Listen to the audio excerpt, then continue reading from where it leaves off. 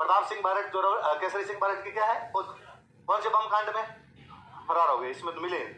बाद में इनको बाद में एक जगह पकड़ा गया बनारस के अंदर, बनारस षड्यंत्र मुकदमे में पकड़े। कौन से मुकदमे में पकड़े गए?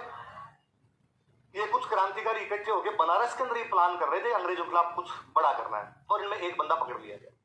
अंग्रेज एक बंदे को पकड़ लेते हैं, उस बंदे को जो पकड़ा वो पूरा प्लान ही बता गया कि ये क्या करने वाले हैं क्या नहीं करने वाले हैं, पूरा सब कुछ ही पता चल गया। पकड़ा गया तो उसके अंदर कौन पकड़ लिए गए?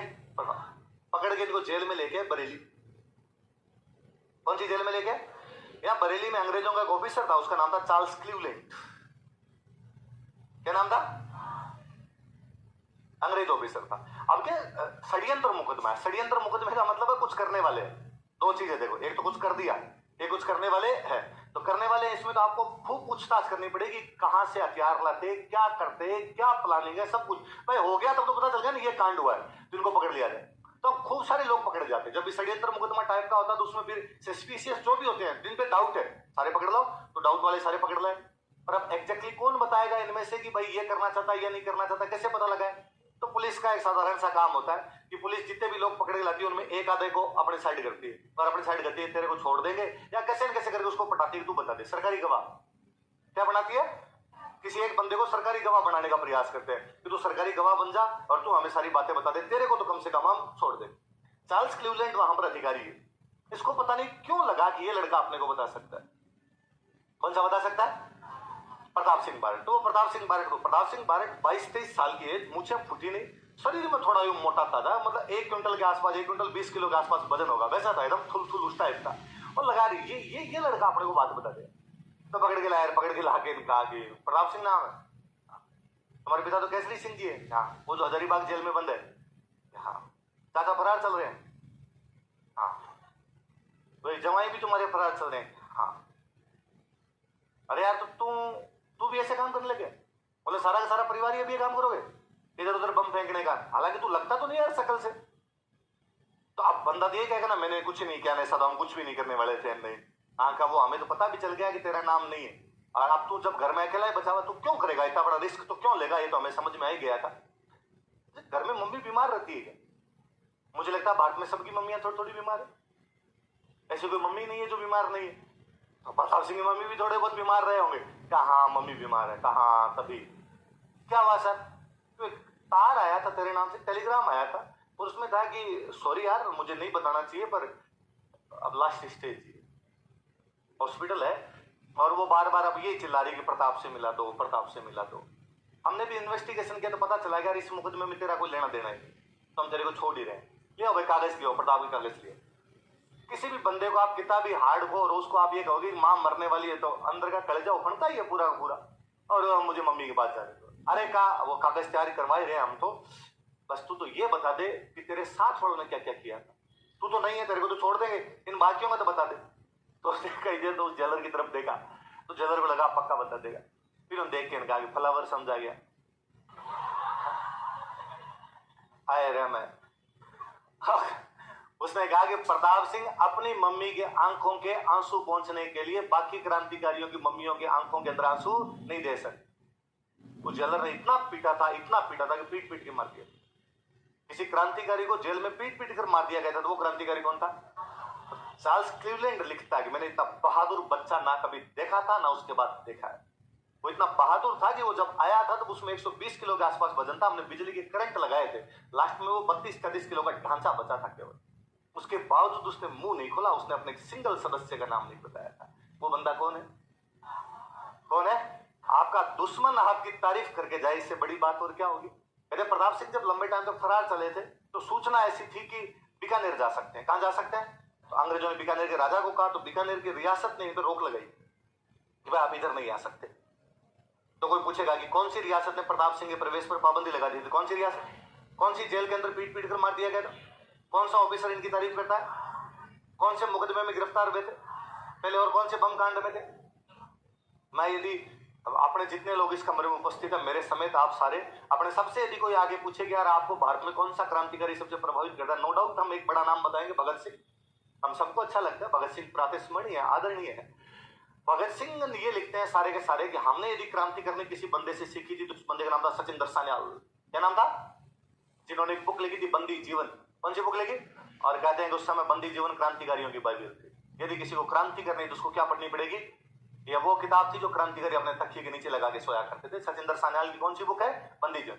वो सचिंदर सान्याल लिखते हैं कि मैंने यदि क्रांति किसी से सीखी तो वो बंदा प्रताप सिंह बारट है। कौन बंदा है? विडंबना देखिए कि भगत सिंह की गुरु का गुरु है, राजस्थान के लोग जानते भी नहीं कि प्रताप सिंह बारट नाम का कोई बंदा भी है। 2 साल पहले कुछ लोगों ने प्रताप सिंह बारट की जयंती मनाई तो मेरे पास आए कि सर प्रताप सिंह बारट की जयंती मना रहे हैं, हमने कोई एक वीडियो देखा जिसमें आप प्रताप सिंह बारट के बारे में ऐसे बोल रहे हो, तो सर आपको भी उसमें आना चाहिए। श्योर, पक्का जाऊंगा मैं। और सर 5 बजे फिक्स आ जाना, टाइम का थोड़ा ध्यान रखना। अरे मैं क्लास सिखा जाऊंगा, 5 से 7 वाली क्लास दूंगा ही नहीं और मैं आपके आऊंगा। 5 बजे वाली 3 से 5 जो क्लास होती है उसको मैंने 4:30 ड्रॉप किया, 4:30 छोड़ा। और बच्चों को मैंने कहा कि देखो यार ऐसे ऐसे मेरे को काफी दूर जाना है, आपकी क्लास वैसे तो 5 बजे छोड़नी चाहिए मुझे, पर मैं आधे घंटे पहले छोड़ के जा रहा हूँ। पर कोई बाहर जाके शैतानी नहीं करेगा, ये नहीं हो कल मैनेजमेंट मेरे को एक आधे घंटे पहले क्लास छोड़ गए फिर आपके चक्कर में शैतानियां हो गई। बच्चों ने कहा सर हम यहाँ से हिलेंगे नहीं, यदि ये बात हो हम 5 बजे जाएंगे, हम ये मानेंगे क्लास 5 बजे छुट्टी थी, सर अदृश्य रूप में यहाँ उपस्थित है, आप आराम से निश्चित हो गए। यार बच्चे वास्तव में मेरी बात माने, वो आधे घंटे तक वहीं बैठे रहे। मैं 5 बजने में 5 मिनट पहले ही पहुंच गया। वहां भयंकर भीड़ हो रखी थी वहां पर प्रताप सिंह बारट की जयंती मनाने के लोग आए हुए थे 42। तो आयोजकों ने कहा कि सर हमने बुला तो लिया आपको, पर रुकिए सर थोड़ी देर में लोग आएंगे तब थोड़ा कार्यक्रम शुरू करेंगे। हम लोग आएंगे कैसे? तो लोगों को फोन कर करके बुलाया, लोगों को फोन किया, कह रहे वो प्रताप सिंह बारट की जयंती हो, तो लोगों का सामने जवाब था पहले क्यों नहीं बताया, महाराणा प्रताप के लिए जान दे देंगे, कैसे नहीं आएंगे। लोगों को यह भी नहीं पता कि प्रताप सिंह बारट अलग आदमी है। फिर फाइनली उन्होंने फोन कर आगे 7 बजे तक उन्होंने भयंकर भीड़ कर दी थी, लोग हो गए थे 200। तो हम 200 लोगों ने जयंती मना ली, प्रताप सिंह बारट की जयंती मनाई। इस बार कार्यक्रम काफी बड़ा हुआ, लोगों में अवेयरनेस आई थोड़ी। इस बार 1000-1200 लोगों का कार्यक्रम था। राज्यपाल महोदय बता रहे थे, सरकार के मंत्री जी आए थे, तो मंत्री जी ने घोषणा की कि जो केसरी सिंह बारट का जो गांव था देवपुरा खेड़ा, कौन सा गांव था, और हम घोषणा करते हैं, मंत्री जी ने उससे गर्व है कहा कि हम घोषणा करते हैं कि उस स्कूल का नाम प्रताप सिंह बारट स्कूल किया जाएगा। क्या किया जाएगा? मुझे लगा मर जाओ तुम सब ढकने में नाक दबोगे। सबसे पहले तो इस बात के लिए कि देवपुरा खेड़ा के स्कूल का नाम भी आज तक यदि प्रताप सिंह बारट नहीं हुआ तो इससे बड़ा बुरी बात कुछ नहीं है। और सबसे बड़ी बात यह है कि केसरी सिंह बारट, जोरावर सिंह बारट, प्रताप सिंह बारट की आदमकदम मूर्तियां एयरपोर्ट के बाहर लगनी चाहिए, जो राजस्थान में आने वाला हर आदमी जाने कि हमारी क्रांति में क्या महत्व था। बना ये चाहिए कि राजस्थान के सबसे बड़े विश्वविद्यालय का, राजस्थान के सबसे बड़े कॉलेज का नाम प्रताप सिंह बारट कॉलेज किया जाना चाहिए, ताकि हम जाने। और यदि आपको लगता है प्रताप सिंह बारट के गांव के स्कूल का नाम प्रताप सिंह बारट होना चाहिए, तो फिर भगत सिंह नाम सब जगह हटाए जाने चाहिए, केवल उनकी गांव के स्कूल का नाम भगत सिंह स्कूल कर दिया जाना चाहिए। यदि भगत सिंह के नाम सब जगह है तो केस प्रताप सिंह बारट वाले भी होने चाहिए। यदि महात्मा गांधी के नाम सब जगह, तो फिर प्रताप सिंह बारट वाले भी होने चाहिए। आप तो बता दो कि इंच कम है क्या, कौन सी जगह पे कम पड़ता है बंदा, आप तो बता दिया जाए कि साहब इन लोगों से यहां पर आके बंदा कम पड़ गया। 22 साल की उम्र थी यार, उसके अंदर बंदा जेल चला गया, आपके दिल्ली वाला बम फेंका, आपने हिस्ट्री में नाम नहीं लिखा, वो बात दूसरी है, नहीं लिखा होगा बाकी लोगों लिखने वाला, तुम तो राजस्थान के हो रहे, तुम्हें तो शर्म आनी चाहिए कम से कम। तुम क्या देवपुरा खेड़ा का नाम करके इस बात को गर्वपूर्वक घोषणा करते हो कि देवपुरा खेड़ा के स्कूल का नाम हमने प्रताप सिंह बारट कर दिया। हम भी इतने ही घोड़े लोग, हम तालियां और बजा लेते हैं इन बातों पे। होना चाहिए कि सन्नाटा छाना चाहिए सभा के अंदर, किस बात की ये घोषणा करोगे? आप मंत्री हो राजस्थान सरकार के, किसी कॉलेज का नाम नहीं किया जा सकता। और मुझे उससे जोरदार लगता है कि प्रताप सिंह बारट की मम्मी थी, उनका नाम था माणिक्य कंवर। क्या नाम था? कहते हैं कि जब प्रताप सिंह बारट को गिरफ्तार, प्रताप सिंह बारट जब घर से निकलते हैं तो अपने पिताजी के एक दोस्त थे सेठ, उन सेठ के पास गए, उन सेठ को कहा कि मुझे उधार रुपए दो। तो सेठ ने कहा क्यों चाहिए भाई, टापर को उधार मांगने जाए तो पूछते ना भाई क्यों चाहिए रुपए। तो कहा कि मेरी शादी है, तो मेरी मम्मी ने मंगाया है कि शादी के लिए पैसे नहीं, आपको पता पापा जेल में, चाचा जी फरार चल रहे हैं, तो शादी के लिए पैसे है नहीं।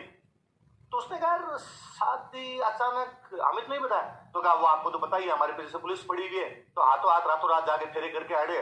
तो मम्मी ने कहा 2-4 आदमी चलेंगे, कर लाएंगे। सेठ बेचारा विश्वास वाला आदमी था, सेठ ने रुपए दे दिए। शाम के टाइम उससे रुपए लेके ये रात को दिल्ली निकल गया। सेठ दूसरे दिन की मम्मी के पास गया और उनकी मम्मी को जाकर कहा कि इतना तो भरोसा करते, इतने सालों से आपके परिवार का जानकार हूं, मुझे तो बताते ब्याह है, हम करके लाते, अंग्रेजों से बात कर लेते ऐसे, तो किसका ब्याह? प्रताप का। नहीं तो प्रताप कल मेरे से रुपए लेके गया था, रुपए कम पड़ रहे हैं थोड़े हमारे पास में। उस बंदे को क्रांति के लिए निकलना, घर पे रुपए नहीं, तो उसको लगा मम्मी से मांगूंगा, क्या पता मम्मी क्या कहेगी क्या नहीं कहेगी, वहां से उधार लेके चला गया।